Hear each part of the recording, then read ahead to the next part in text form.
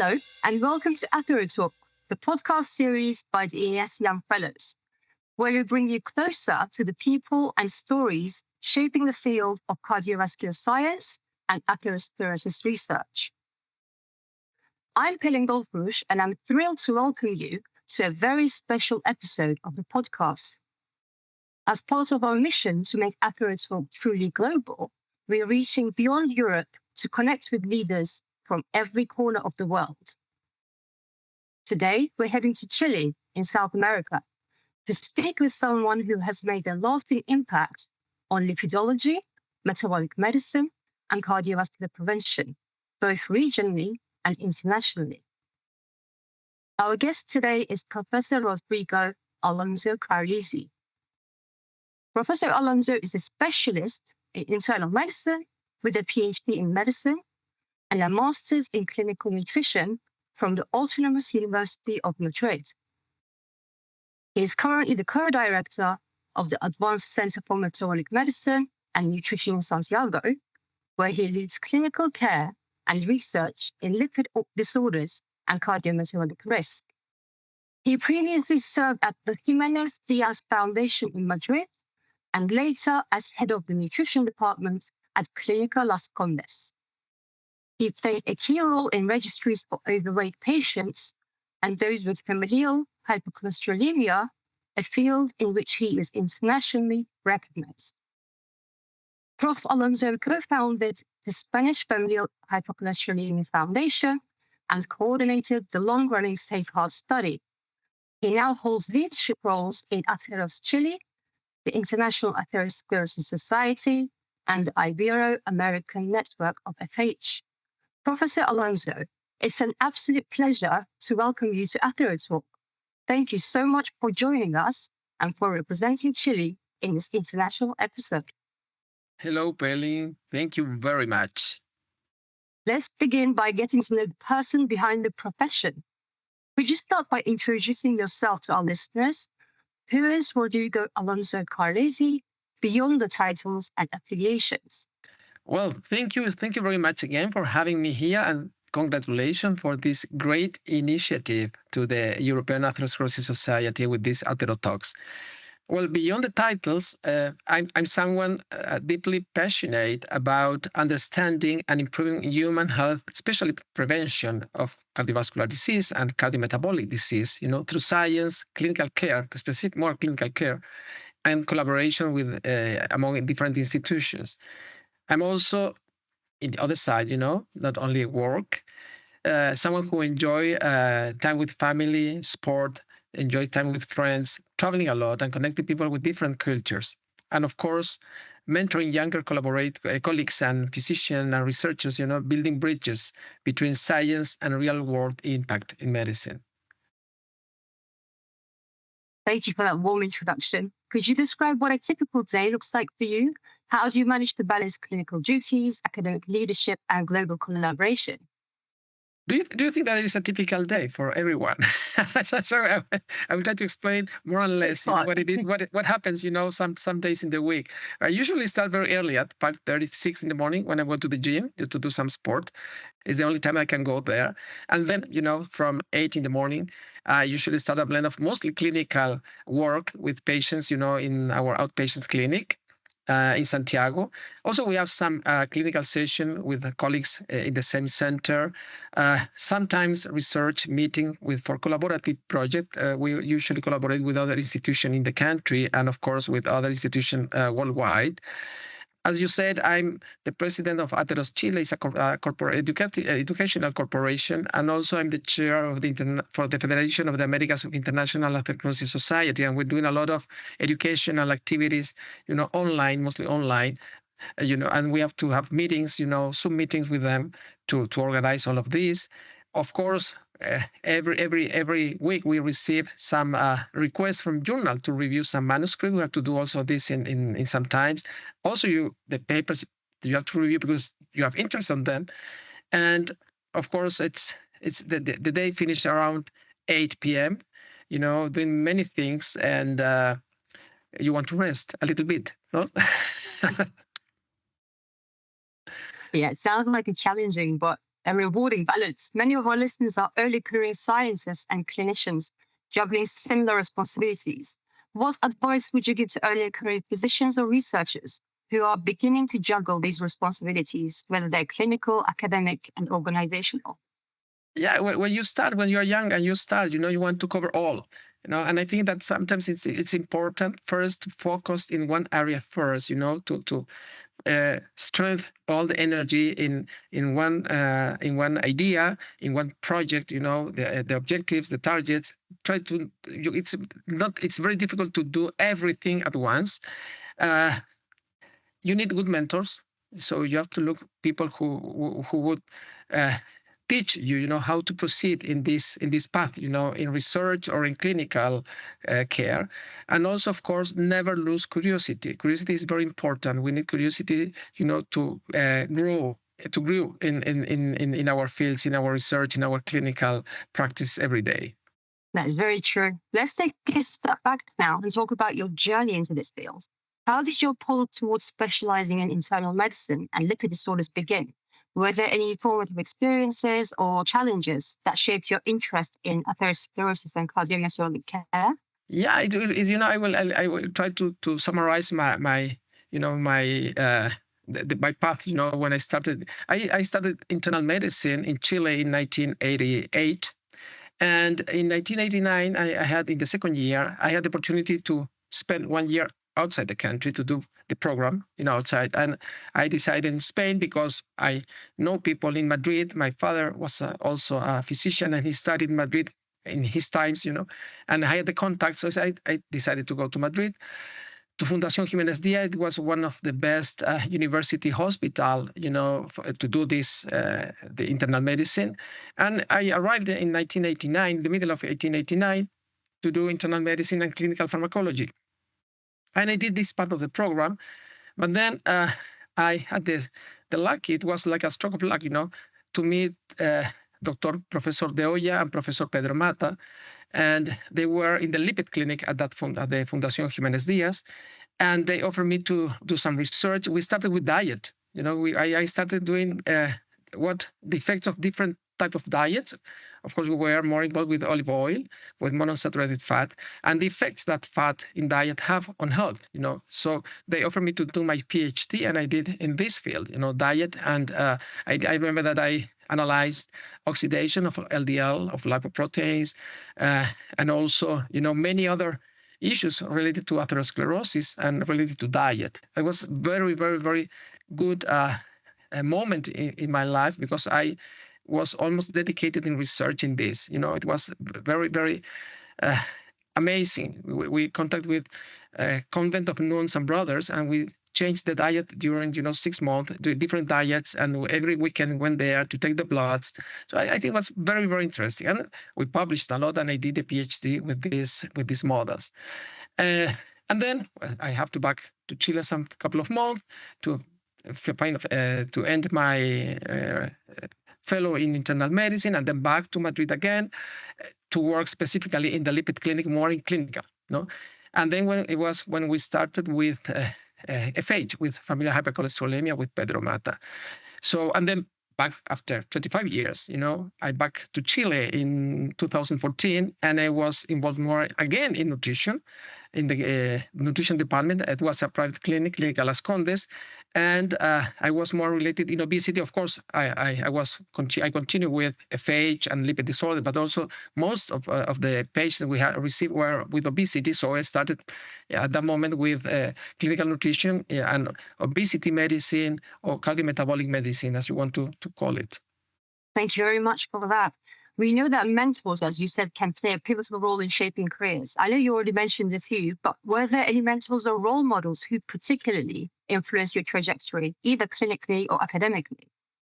Yes, absolutely. Well, at the beginning of my career, I have, this is a mention to my father. My father was the director of internal medicine in Viña del Mar, in Valparaíso. I studied in Valparaíso. It's in the coast. And he was a physician. He dedicated most of his time to university teaching. He was an excellent professor, very well remembered by his alums. And I learned of him, of course, his passion for teaching, and then I had some at the career, there were someone in Professor Klaus Ben. It was in pathophysiology. Some clinicians, Sylvia Fischer, she was a nice endocrinologist, and she taught me a lot of endocrinology. And I also remember one special physician. He's a neurologist. He died. He passed away, sadly. Juan Idiakis, because it was the first. It was a small letter, but we submit to New England. It was accepted, analyzing autonomous neuropathy in diabetic patient, watching the eyes. It was very, very interesting. So this is, when you start, you are very, you like to do things, you're exploring different aspects. And there were very important people in my life. And once in Spain, of course, I knew many very interesting people, but special mention to Pedro Mata, because I'm still with him, collaborating with the Spanish FH Foundation, but we're beginning in internal medicine in the Fundación Jiménez Díaz, in the lipid clinics. And I remember when I had my interview with him, and he said, well, you need to come every weekend here to work. I said, okay, let's start doing the weekend work, with this. My test, it was my PhD. I have to do that.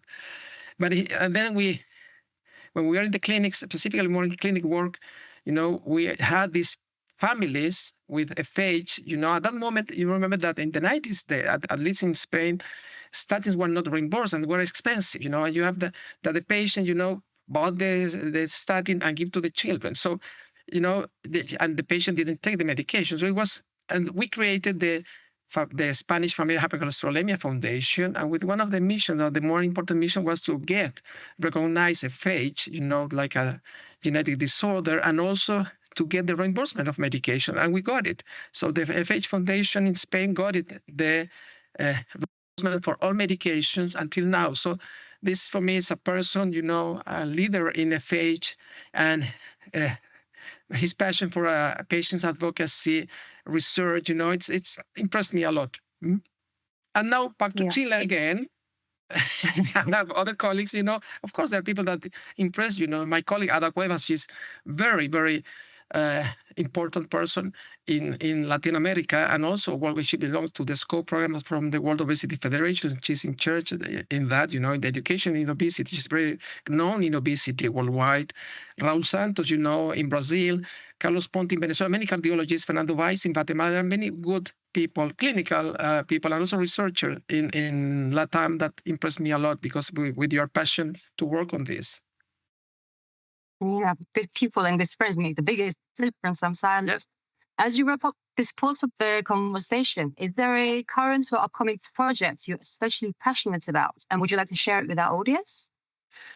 Well, yeah, I have to say that in Spain, I'm still collaborating with the FH Foundation in the SafeHeart registry, analyzing to a better, well understood of the evolution, and the evolution of FH in families, and what happened with the affected and unaffected relatives, etc. And I continue in this, but also in Chile, I'm particularly excited, to promote the implementation of genetic testing in the country. I'm collaborating with a very active group in the South. They are researchers from science researchers, not physicians, and they are implementing genetic testing in collaboration with Mafalda Bourbon in Portugal, for example. So, this is very important in our country and also in LATAM, collaboration. So for me, this is important to have genetic testing implemented in the country, to have Lp(a) measurement in the country, not on some specific private clinics, but also in the social security system. So we're fighting for this. And also, of course, to have we are implementing a new registry for FH, more for the whole country, that with other many colleagues participating in this. So I think we have still a lot of things to do in this. Also obesity, but obesity, we have 35% of the population, so it's probably easier to have something with that than with the FH. Yeah. Thanks already for sharing some of your scientific work, especially your leadership in familial cholesterolaemia research. You worked extensively, as you said, on FH, both in Spain and Chile. What have been some of the key advances in diagnosis, registry creation, and awareness that you've seen over the years?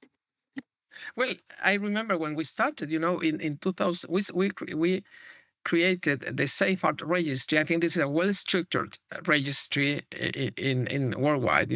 It's the Safe Heart in 2004, more or less. We started with the index cases, and then we expand, to include the relatives, the affected and non-affected relatives. Now we're following up more or less 20 years. So it's this is a very, very interesting and well-structured registry. We have understand, of course, how is the natural history of FH, evaluate the intervention on time. And also, of course, we have the collaborative international collaboration, for example, with the FH study collaborative. This is also very, very important, because the European Atherosclerosis Society attained, to get many countries, sending data from patients, and this is very important for us. The collaboration is really very important. In Chile, we're trying to replicate the model of the Safe Heart. It's a little more complicated, but we're trying with a registry again, with using, technology, more AI, and also tools, to have the applications in the cell phones for the doctors. So I think that we have to do. We're doing slowly in the country. Well, we got, it took a long time in Spain also, but we're doing, slowly in Chile. And another key milestone has been, of course, to have more accessible to the genetic testing. So for our patients, there is you can ask in the private system, but it's very expensive. But we're trying, as I told you before, to implement in the South at the university level, to implement the diagnosis, and also try that at the end, the government in Chile, the state of Chile, implement the diagnosis testing for FH for everyone, who needs in the country. New medications, of course, we have in Chile, well, of course, statins as a combination statin plus ezetimibe, and now we have PCSK9 inhibitors. It's not available in the Social Security, but we have it. So we are fighting, to include these medications in the rare disorder. FH is not a rare disorder, but we have to go where it can be, to have access to this patient. But this is a more political negotiation, but we have to do the fight. That's very insightful, especially for countries trying to build their own FH networks. Do you think there are any specific challenges or opportunities faced by Latin American countries in implementing widespread FH screening and management? Yeah, Latin America, is a subcontinent in the continent with different realities. There are different realities. We face limited fundings in general. Priorities in health are totally different, probably in each country. Probably the reality in Argentina is a little bit different than in Chile or in Brazil or in Bolivia. So the healthcare system are usually fragmented. In Chile, we have Social Security, and you have the private Social Security, and everyone can decide if you go to the private or to the Social Security. And so it needs many changes, and it's a challenge for all the system to include these patients. I always remember that a long time ago when I visited Amsterdam, and Peter Lansberg and John Castellane and Jupp de Fesch told us that they got that the insurance companies, reduce what the patients have to pay if they have the diagnosis and they're well treated, the patient. This is good, but in our country, this is not possible right now. So I think, and also there is insufficient awareness among physicians, not only general physicians, also specialists in the country. So we need in Latam, there are good leaders, opinion leaders in Argentina, Pablo Corral, Alfredo Lozada, Alberto Lorenzo. There are many good in Peru, in Colombia, in Venezuela, in Brazil, of course, but we need to expand the knowledge of FH. The first saying that it is not a rare disorder. FH is a frequent disorder. It is not a rare disorder. People think that this is very rare. It's genetic. It's not common, and it is common. It is patients are there, and we have to make the diagnosis and treat them properly. So I think that working together, a lot of education and using technology also, if it is very, very, now it's easier, with the applications, with the artificial intelligence, etc. I think it's more easier, or could be easier to overcome these limitations. Wow, a fascinating aspect of your work is nutrition, obesity, dyslipidemia, and cardiovascular risk. How do you see the integration of clinical nutrition into cardiometabolic care evolving? Are we moving towards a more personalized approach, maybe? Well, this is very interesting, without a doubt. Yeah, clinical and nutrition. Well, as I told you, I was doing lipid disorders, atherosclerosis, and then I back to nutrition. And the other side, yes, at the beginning, and understood that nutrition is in the base. Nutrition, environmental, behavior factors, genetics. Of course, they are all in the base. And we are looking at the results. Atherosclerosis is the disease. The events is the end. So we have to prevent the disease, atherosclerosis, and we have to start early with good nutrition and exercise, reducing environmental, risk and behaviors, of course. And I think that there are many in nutrition. There are, if you see social networks, there are many of different types of diets, giving the solution for the problem of obesity in the world. And that's not true. So, of course, we need to tailor everyone diet, also exercise. Not everyone can do the same exercise, and we have to try to personalize this intervention with every person. And of course, it will make a change in the future, with the risk, or to reduce the risk, the now called cardio-renal-metabolic risk, cardio-renal-hepatic risk, it's to reduce the complications. And in this case, reduce the obesity is important. And to reduce obesity, we need good diet and exercise, among other stuff. We need medication, access to medication. They are very good now. But the base is, of course, diet, clinical nutrition, and exercise. Yeah, and linked to what you said in the realm of prevention, what role do you believe obesity and weight management should play in national cardiovascular strategies, especially in the context of FH and atherosclerosis? Obesity, it's a change in the last probably more than 10 years, and the World Obesity Federation is fighting in this to say obesity is not a risk factor. Obesity is a chronic disease. It's a chronic disease, very complex in their origins. It's a chronic disease, a relapsing disease. You can treat, reduce, and then it's always like a yo-yo. No, it happens. So it's not easy to treat a patient with obesity. We need a multitask, a multidisciplinary approach to treat these patients. But obesity is in the base. In our country, for example, in Chile, we have 35% of patients over 15 years old living with obesity. And in children, it's almost 30%. It's very high. With Mexico and Chile are the two countries that are always in the top of high prevalence of obesity. And we know that obesity means inflammation, and inflammation means atherosclerosis. So at the end, it's all interconnected. You have lipid disorders associated with this, with this insulin resistance. So we need to fight the region. Now, we have the genetic in the other side. Obesity also has a genetic part. The polymorphism related to genetics can explain or may be involved in 50-60% of patients with obesity. You will have some SNPs related to obesity. But if you have a genetic disorder like FH, well, it has been demonstrated in the SAFE, and also with FH study collaborative, the effect of obesity, in patients with FH, how they worsen the prognosis. So at the end, also a patient with a genetic disorder like FH, if the patient lives with obesity, we have to treat obesity also. It's not only to treat the cholesterol. It will be very important for these patients, specific patients with FH, but also to treat obesity. Thank you for sharing those insights. Let's take a moment to look ahead. With your involvement in global organizations like the EAS and the Ibero-American FH Network, what do you see as the next major frontiers for international collaboration in lipidology and atherosclerosis?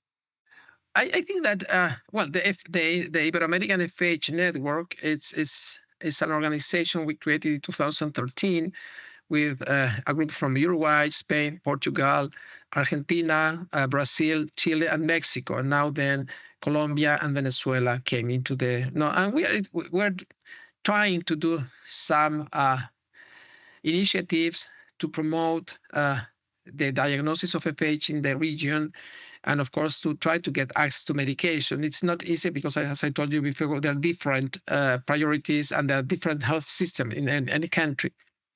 But we are there. We did some research to identify, to describe the genetics of FH and also homozygous FH in the region. It was two papers, very nice papers, And but what we're trying more is to do education, and also with the International Atherosclerosis Society, with the EAS, we are doing some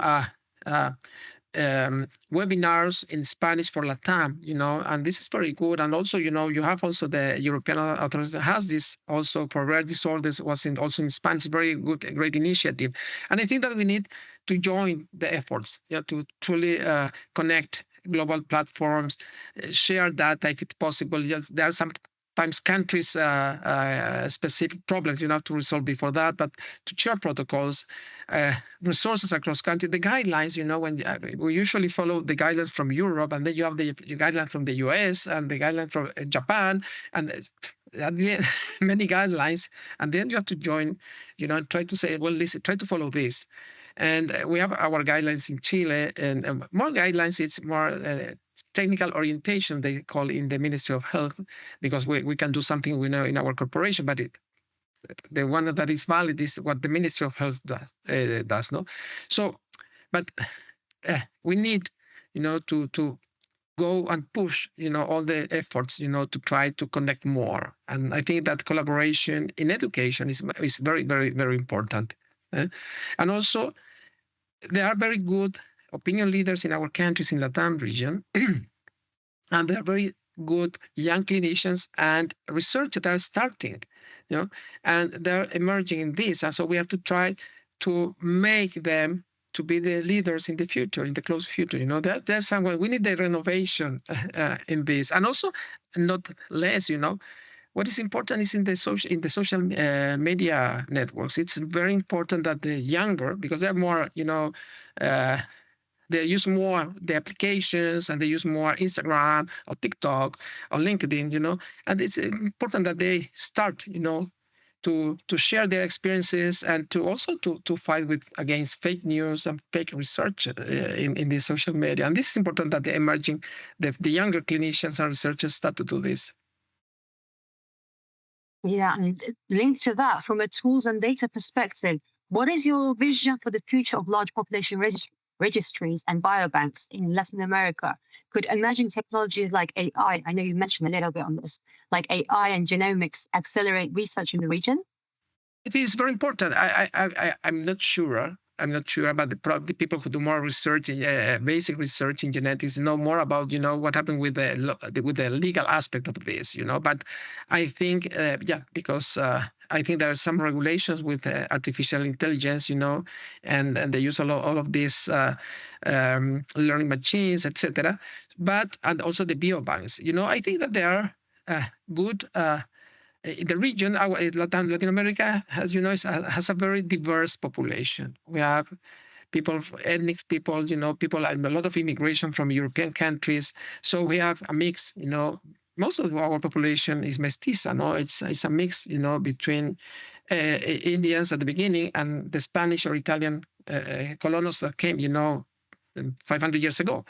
So, but we are a mix, and we have still, this diverse population, and every country is different. Argentina is different to Peru. Peru is different to Brazil. So it makes Latin America very interesting. And also I think that we have to try, to include this variability in registries, it's important. And also, if it is possible, in biobanks. Biobanks are well, we have the UK biobank. Imagine the amount of information and research we get almost every week. We have something, not every week, but every month we have a paper, using the UK biobank. And this is very important and will be important for Latin America. But we have, I think, to try to resolve these legal problems, ethical problems, probably, that we have to resolve before. But it's very important, yes, and to have good registries. Good registry, ideally, if it is country to country, but then a global one. That's really interesting. Thank you for sharing. Before we close, we always include a short reflective section we call the graveyard of ideas. As researchers, we often celebrate success, but we rarely talk about setbacks. Could you share a story about a project, idea, or grant that didn't turn out as planned, but taught you something valuable? Yeah. Well, not always is success, no? Sometimes you have an idea, you have a project, you submit a project, and they say no. I remember when I arrived to Chile in 2014. At that moment, I was in the clinic. I said, well, it was a small research. We didn't have LP(a) at the country at that moment, measurement of the LP(a). So why try to measure LP(a) in patient in this condition and this condition, see what happened. And we submit the project, and they say, oh, it is not original, it is not novelty. Novelties, you say no, it's yeah. Yes, You say, there's nothing in the country. How it's not novelty? There's nothing in the country about this. We want to see what happened in the Chilean population. But they say the reviewers thought that it was not interesting for. We say, okay. Then we say, wait, we have to try to change. Then we have another, and last year with the people from the south, I was collaborating with them in this project, and I said we have to ask the cascade screening for FH, the diagnosis of FH, implement genetics. It was a FONIS. FONIS is funding a grant from the some institution from the government, from the from the ministry, and they also say no. They said probably the priority were other, and they said, there's nothing about this in the country. Why there? So what we learn is that sometimes a no, it doesn't mean no, it means not yet. So we applied again this year in another kind of project. You learn because you learn what the reviewers say. It's like in a manuscript. When you submit a manuscript and they say, well, it was rejected, but you learn a lot of the criticism of the reviewers, or sometimes you can agree with them, or something say no, they're a mistake. But well, this is how you learn in this field. In research, you learn a lot when they reject you something, a protocol, a project, or a manuscript. Yeah, reviewers always point us in the right direction. So that's true. You always learn something from failures, right? And one final question for the benefits of our younger listeners. If someone is interested in joining your team for a PhD, postdoc, or collaboration, what's the best way to reach out? Do you usually announce positions formally, or do you welcome direct contact? Well, in general, we don't have the possibility to offer a PhD position, but we can. What I can do, or my colleagues can do, is to make the contact with places where they are prepared for that. So usually people want to go out. So, for example, someone in the south, in this the University of Concepcion, want to go out. I try to make the contact if it is possible in Lisbon or Barcelona or Madrid, everywhere, because I know people, and we know people, that do research, very well quality research, and they are very pro. And there are some kind of project and collaborative project with funding in Chile or funding in Europe that they can mix. And so this is what my mission, try to make the connection more than offering our place. For clinical, there is no problem if they want to come to stay a period of time. We had someone from Colombia last year, two physicians, that were doing clinical nutrition. They passed with us. It was a collaborative collaboration with a university in Valencia. So we can do this, but more this than research at all. Research, I do the connection with other groups in the world that are more prepared for that. Professor Alonso, thank you so much for taking the time to speak with us. It's been a true honor to learn from your experiences and perspectives, and to bring your voice from Chile into this global episode of AtheroTalk. We appreciate your commitment to science, collaboration, and mentorship across continents. Thank you very much, Pelin. Thank you very much to European Atherosclerosis Society for this great initiative. And I'm honored and delighted to be in this AtheroTalk. And I hope it was helpful for everyone who listened to this. Definitely was. Thank you so much. And to our listeners, thank you for tuning in. If you enjoyed this episode, please subscribe to AtheroTalk, leave us a review, and share the podcast with your colleagues and teams. If you'd like to suggest future guests or topics, or if you're a young fellow with a story to share, reach out to us through the EAS community. Until next time, stay curious, stay connected, and thank you for listening to AtheroTalk.